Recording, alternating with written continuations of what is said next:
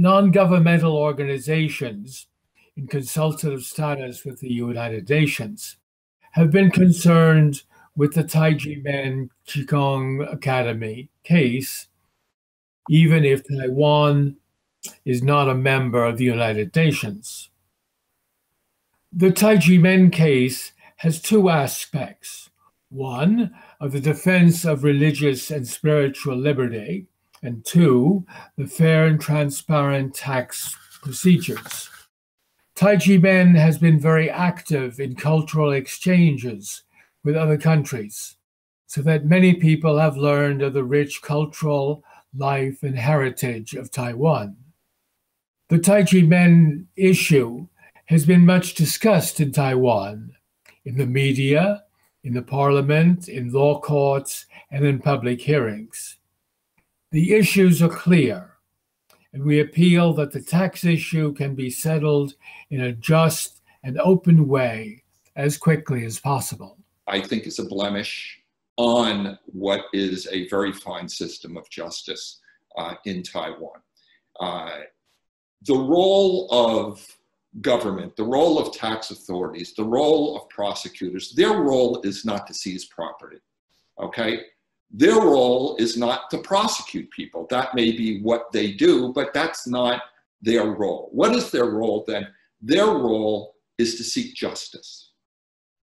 Their role is to follow the rule of law. Because we're not here to prosecute or persecute people, we're here to seek justice. And if justice from information that comes and is learned afterwards shows that a prior ruling, a prior conviction, a prior tax assessment was wrong, then it should be corrected. That is precisely the case in the Taiji Men tax case. And it is inconceivable to me that there's even a discussion about 1992. Because the situation and circumstances there were no different than they were for the other years in which there's been a negotiation down to zero of the tax liability. And the world is watching. People are watching how this case is going to be handled. And I encourage all of the decision makers to put a stop to this, to not seize any property, and not perpetuate an injustice that has gone on for 24 years. It's clear, it's perfectly clear that basing on the whole story of this Taiji Men tax case, the tax office should be stopped from making any tax claim for the year 1992. And this is just exactly as you recalled, based on the principle of estoppel. Government is one, different agencies cannot take different decisions, but there must be compliance with the law and with the principles. So we all hope that this case may be handled in the perfect way and be concluded in favor of Taiji Men.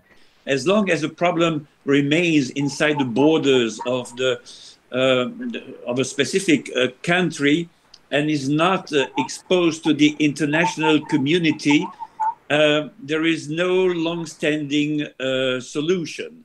Building up a coalition of scholars and human rights NGOs and NGOs defending religious freedom, so that Taiwan, which is a thriving democracy, and I want to really stress it, that I've been in Taiwan and I really hail what they have achieved in the last centuries and even now in this period of pandemics. So give visibility to your cause in all the ways that are at your disposal, and we can help you.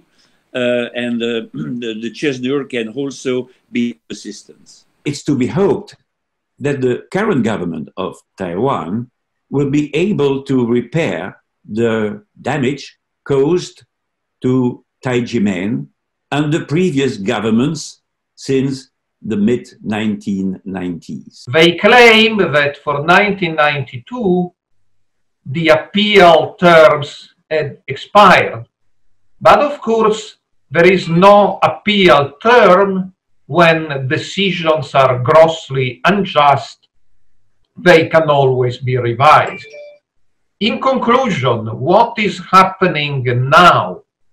Now the tax office is insisting with its bill for 1992 and threatens to seize properties of Taiji men and auction them, which will cause enormous harm to Taiji men and to freedom of belief. It's not about money.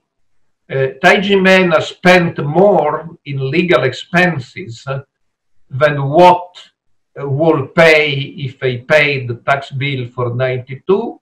It's about principle. They didn't commit any wrongdoing, and they don't want to admit this. It will be false. I am not an expert in Taiwanese tax law, and I'm only starting to study your spiritual organization, but I have an awful lot of sympathy for your case, and I'm here today to say a little bit comparing Taiji men's case to other cases around the world. When we think about religious persecution, we sometimes think of heresy trials, or people are burned at the stake, or the Spanish Inquisition. But in the present day, religious harassment is more likely to take place in the form of illicit and unfair court cases. And so tax laws, zoning laws, being able to have occupancy of a building, these are the kinds of instances where religious minorities find themselves persecuted today. The power of the state should be the ability to protect and defend individuals and groups, especially the most feeble among them. But in this case, it turns out that the state did just the contrary. In the Taiji men case, the power has been used, the power of the state has been used to discriminate against individuals and a group. When justice was returned to Taiji men in criminal court, the ordeal of this group didn't finish, because in fact, tax offices continue to haunt Taiji men with invalid tax demands. I met Dr. Hong, the founder of Taiji men, in Europe. He's clearly an ambassador of Chinese culture and spirituality abroad, trying to unite and to have an interreligious dialogue among various groups through what unites us and not through what divides us. This is so neat today in our extremely turbulent world. They are good ambassadors of the values and cultural riches Taiwan stands for, and Taiwan should be grateful for this.